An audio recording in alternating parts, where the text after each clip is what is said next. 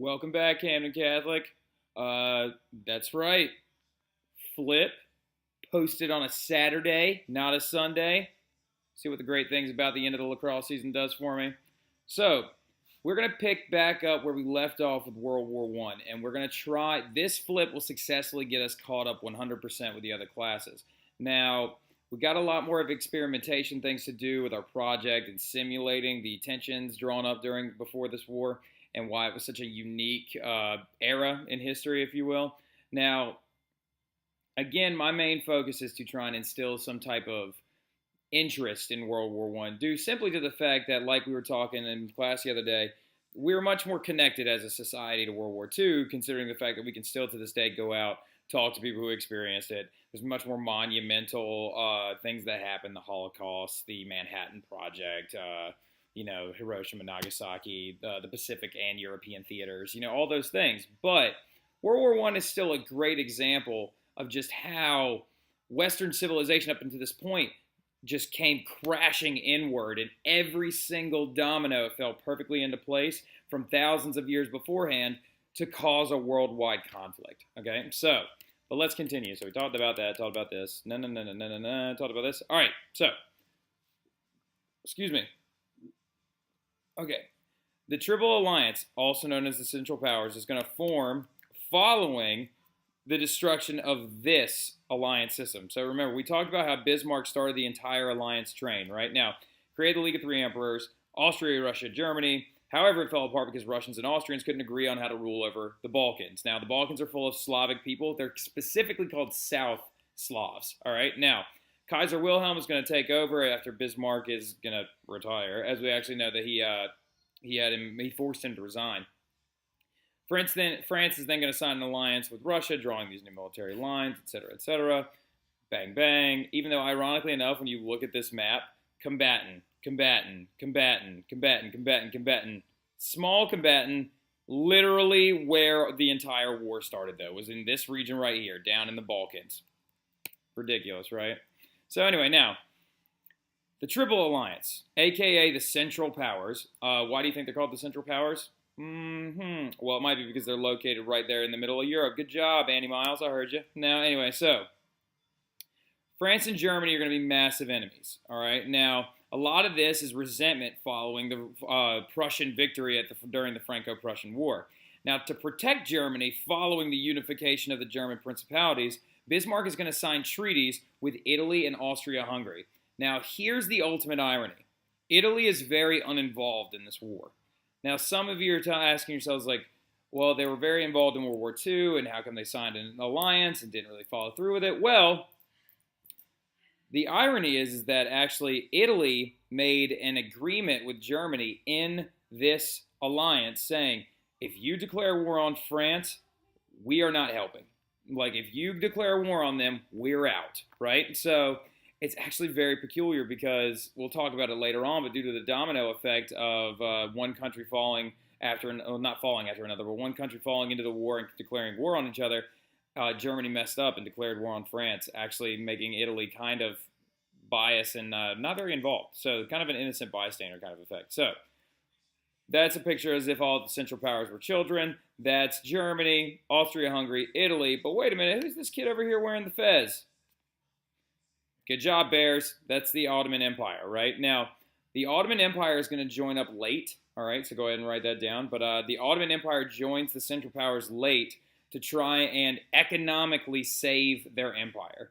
The Ottomans knew that if they did not get involved and actually did not declare war, there was a good chance that following the decline of Suleiman the Great, that actually the Ottoman was going to fall. So, and ironically enough, after the war, that's exactly what happened. So, anyway, now, but Ottoman Empire joined Central Powers late. All right, so the Triple Entente is then going to form as well. Now, the Triple Entente is also known as the Allies, right? Now, don't get that confused with this, okay? The Triple Alliance is also known as the Central Powers, whereas the Triple Entente is also known as the Allies, all right? So, now, what an Entente is, it's an informal agreement between countries. Now, the Entente was made up primarily of France, Russia, Britain. Now, there was a ton of other smaller countries involved in this as well. Montenegro, India, several North African nations, Belgium. Belgium's a big one, right? Like, so it's all of these other smaller countries that were brought in due to British imperialism, and then also brought in to just go against the large empires, mainly Austria-Hungary. So, as you can see, right, and remember, an entente is an informal agreement, kind of like a pinky swear or a handshake, right? So, but you've got tons of other countries involved with the entente. So, if you look at this map right here, though, as you can tell, the Allied powers are in red. Well, mainly because Italy is going to flip sides later on. I'll tell you about that later on, so don't bother with Italy. And then the Central Powers in blue, okay? So, obviously, we'll talk about the major disadvantage of that later on, but let's keep going. So, economic competition is also going to fuel a massive amount of tension between the countries, right? So, this is all a part of the M, the militarism aspect, because all of the, by this point, let's go ahead and jump down here. Militarism is the glorification, the M in main, right? Glorification or glory in building up of your military, right? So, by this point in history, the all resources from imperialism, all funds raised, all colonies were producing was going towards the military, all right? Now, a lot of this has to do with these alliance lines being drawn because there was a lot of nationalistic tension in Europe at the time, especially during the late 1800s and early 1900s. We'll get to the Balkan Wars here in a moment and discuss how that kind of escalated everything. But everything they owned went towards the military, right? So everything they owned went towards the military. Now, this includes money to buy arms. The colonies were also producing weaponry. I mean, like, Britain was drafting sepoys from India, right? So economic competition is going to fuel this massive amount of tension, right? So right here, as you can see on this graph, this is January 1914. And this right here is the per capita or the industrial amount of steel that's being used in the military in Germany. Now watch how this goes. 1914. January 1915, it takes a hit due to the early declaration of war, but then it explodes as time goes on. So, excuse me. Now anyway, imperialism, which is a part of the economic competition, is also, give me 1 second to back out real quick here, because I think I included something else, but I can't find it for some reason. Oh, no, we're good, never mind. So anyway, a part of the economic competition, European powers were competing for resource-providing colonies, right? So most of your resources, petroleum, palm oil, everything used during the industrial phase of creating these new weaponries, is coming from Africa more than anywhere else, right? So also, this is going to force a naval arms race. So these countries are going to start building up their naval force, especially Britain and Germany, though. Now, it's going to increase a massive amount of tension because you don't want the big guy next door to have more weapons and guns than you do. Now, don't write this down because it's not really necessary, but it's just an example. In 1880, Germany had 88,000 tons of military shipping. Britain had 650,000. By 1910, the figures were 964,000 for Germany and 2 million tons of military shipping, respectively, for England.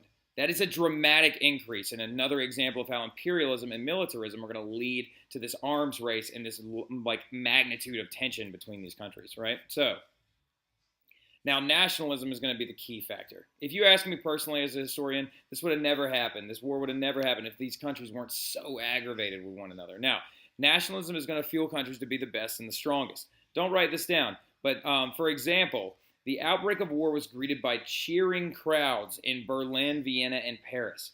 As A.P.J. Taylor wrote, the people of Europe leapt willingly into war. They were excited about it. Excited about it. And also, here's the ultimate irony. All the European powers, write this down, all the European powers thought that the war was going to be very, very short. Kaiser Wilhelm was recorded as saying, Germany will have France for breakfast and we'll have Russia for lunch. Right? That is insane. France for breakfast, Russia for lunch, right? That means that it's going to be quick and it's going to be over very, very fast, right? Well, unfortunately, literally all of this tan area right here, this is the birthplace of World War. Now, this is the Balkan region, and this is all the Slavic people that live there. So you've got Western Slavs here in Poland. You're welcome, Otrymsky and Sam. So these are your Western Slavic people, right? The motherland, as you call it. So then you have your South Slavs right here. And then your Eastern Slavs are Russians, Belarusians, the Ukrainians, all those people, right? Now, what region do you think is going to be most to cause, nationalism-wise, due to all this?